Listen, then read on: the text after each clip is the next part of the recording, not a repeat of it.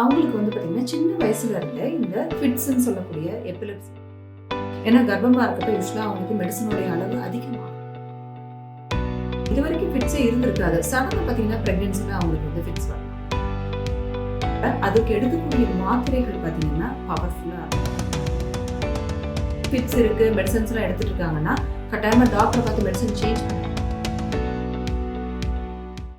வணக்கம், doctor Jayashree, gynaecologist, quality cure YouTube channel.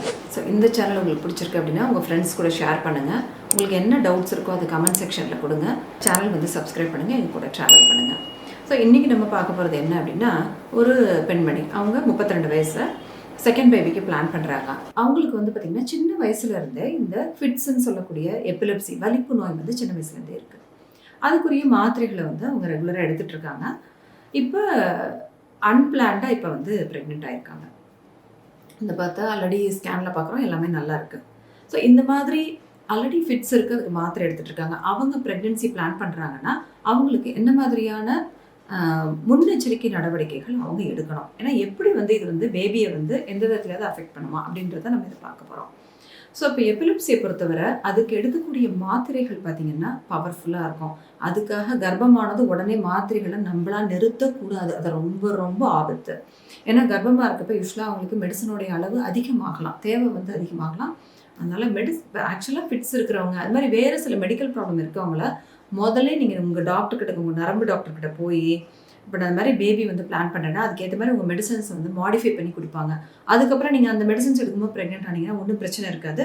அதே மாதிரி நீங்கள் எந்த டாக்டர்கிட்ட பார்க்க போகிறீங்களோ பேபி டெலிவரிக்கு, அவங்களையும் போய் ஒரு தடவை பார்த்துட்டிங்க அப்படின்னா வேறு சில விட்டமின்ஸும் இருக்குது, அதுவும் நாங்கள் ஸ்டார்டிங்லேருந்தே கொடுத்துருவோம். அப்படி கொடுக்குறப்ப அந்த அந்த பேபி வந்து நல்ல ஹெல்த்தி பேபியாக ஃபார்ம் ஆகிறதுக்கான வாய்ப்புகள் வந்து அவங்களுக்கு அதிகமாக இருக்கும்.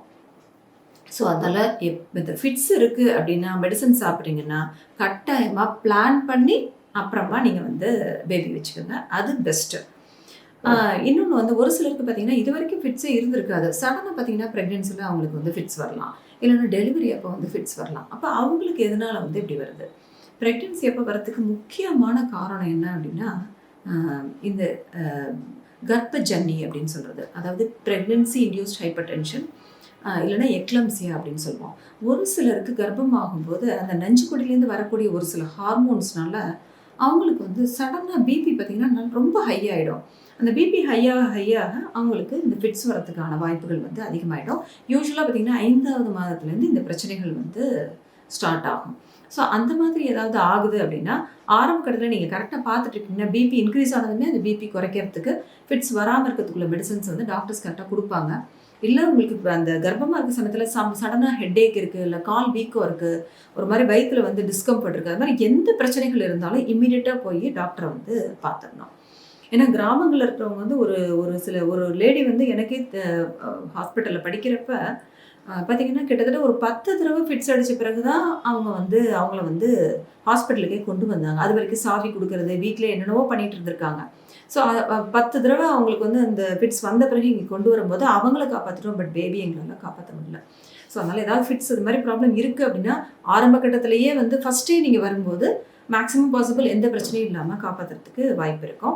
ஸோ இப்போ மதருக்கு ஃபிட்ஸ் இருக்குது அப்படின்னா கட்டாயமாக பேபிக்கும் அது வந்து ஜீன் மூலமாக ட்ரான்ஸ்ஃபர் ஆகிறதுக்கு ஒரு வாய்ப்பு இருக்குது. பட் அது ஒரு சின்ன ஒரு சதவீதம் தான். ஸோ அதனால் அதை நினச்சி வந்து நம்ம வந்து பயப்பட வேண்டியதில்லை. இப்போ டெலிவரி ஆகிடுது, அதுக்கப்புறம் ஒரு சிலருக்கு வந்து ஃபிட்ஸ் வரும், இல்லை டெலிவரி சமயத்தில் ஒரு சிலருக்கு ஃபிட்ஸ் வரும்.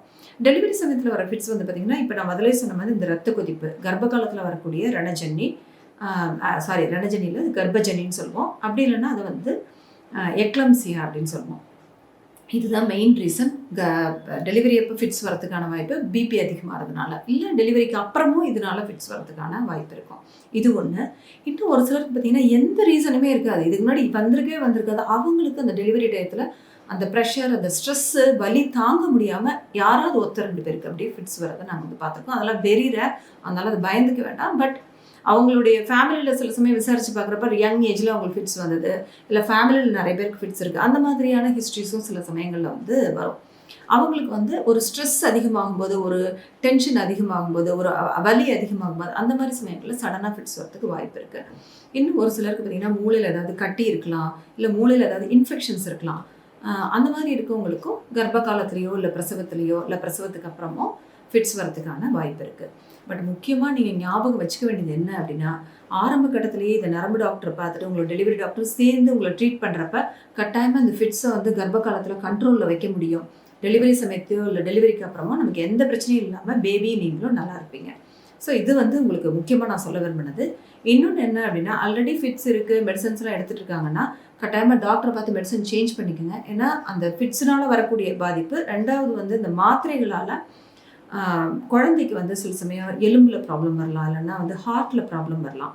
ஸோ இந்த மாதிரி பிரச்சனைகள் வரதுக்கு வாய்ப்பு இருக்கிறதுனால தான் முன்னாடியே சில விட்டமின்ஸ், இது மாதிரி ப்ராப்ளம் வராமல் தடுக்கக்கூடிய விட்டமின்ஸை எடுத்துகிட்டு அப்புறமா ப்ரெக்னென்ட் ஆகிறது ரொம்ப ரொம்ப நல்லது.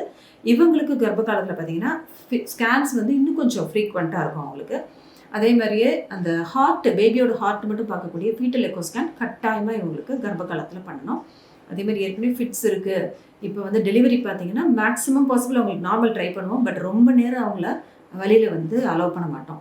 கொஞ்ச நேரம் தான் அவங்களுக்கு மற்றவங்களோட கம்பேர் பண்ணும்போது ஒரு ஷார்ட் ட்ரையல் தான் அவங்களுக்கு கொடுக்க முடியும். ரொம்ப ஸ்ட்ரெஸ் ஆகும்போது அவங்களுக்கு ஃபிட்ஸ் வரதுக்கு வாய்ப்பு இருக்குது அப்படின்றதுனால ஒரு ஷார்ட் ட்ரையல், அதில் ஃபாஸ்ட்டாக வந்து பேபி டெலிவரி ஆக போகுது அப்படின்னா விட்டுருவோம். அப்படி இல்லைன்னா அவங்களுக்கு சிசேரியன் ஆகிறதுக்கான வாய்ப்புகள் அதிகமாக இருக்கும். ஸோ இந்த வீடியோ உங்களுக்கு வந்து யூஸ்ஃபுல்லாக இருந்திருக்கும்னு நினைக்கிறேன். Thank you very much.